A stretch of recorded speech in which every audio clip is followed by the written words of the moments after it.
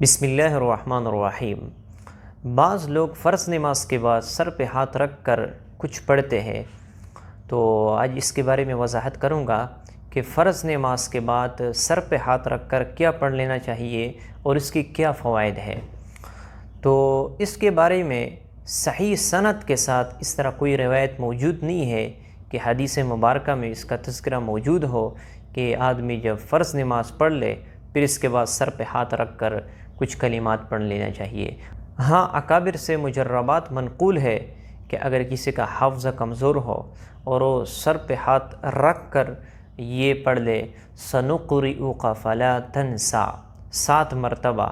تو پھر اللہ تعالیٰ اس کا حافظہ بڑھائیں گے۔ یعنی فرض نماز جب آپ پڑھ لے تو اول اور آخر آپ درود شریف پڑھ لیں، پھر اس کے بعد سر پہ ہاتھ رکھ کر یہ آیت تلاوت فرمائیں سَنُقْرِئُكَ فَلَا تَنْسَى 7 مرتبہ، تو اس کی وجہ سے اللہ رب العزت آپ کا حافظہ بڑھائیں گے۔ اور اسی طرح 11 مرتبہ آپ یہ بھی پڑھ سکتے ہو یا قوی سر پہ ہاتھ رکھ کر۔ اسی طرح اگر کسی کا بینائی کمزور ہو تو وہ 11 مرتبہ یا نور پڑھ کر اپنے ہاتھوں میں پونگ دے اور آنکھوں پہ مل دے، تو اس کی وجہ سے اللہ رب العزت اس کی بینائی میں قوت عطا فرمائیں گے، بینائی اس کی تیز ہوں گی۔ اور اس طرح یہ آیت بھی آپ پڑھ سکتے ہو فَكَشَفْنَا عَنْكَ غِطَاءَكَ فَبَصَرُكَ الْيَوْمَ حَدِيدٌ۔ یہ آیت 11 مرتبہ آپ پڑھ کر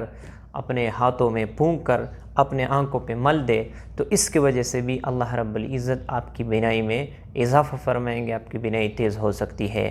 تو یہ مجربات ہے، کسی حدیث سے ثابت نہیں ہے، لیکن اکابر سے، علماء کرام سے، مشایخ کرام سے یہ منقول ہے اور مجرب ہے، اور اس کی وجہ سے اللہ رب العزت حافظہ بھی بڑھاتے ہیں، بینائی بھی تیز کرتے ہیں۔ لیکن یہ بات ذہن میں رکھے کہ یہ کلمات اور یہ آیات جو فرض نماز کے بعد پڑھی جاتی ہے یہ ضروری نہیں ہے۔ اگر کوئی یہ سمجھے کہ فرض نماز کے بعد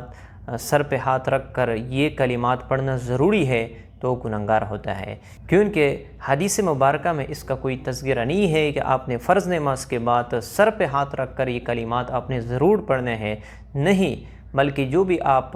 کی کوئی مشکل ہو، پریشانی ہو، جیسے کہ کسی کی بینائی میں کمزوری ہو یا کسی کے جو ہے نا حافظہ کمزور ہو، تو یہ پڑھ سکتے ہیں، لیکن اس کو ضروری نہیں سمجھنا ہے کہ بعض لوگ جو فرض نماز کے بعد سر پہ ہاتھ رکھ کر یہ کلمات پڑھتے ہیں تو اس کو ضروری نہیں سمجھنا ہے، کیونکہ جو چیز ضروری نہ ہو اور آپ اسے ضروری سمجھتے ہو تو پھر اس سے آپ گنہگار ہوتے ہیں۔ تو مجھے امید ہے کہ آپ لوگوں کو یہ مسئلہ سمجھ میں آ چکا ہوگا۔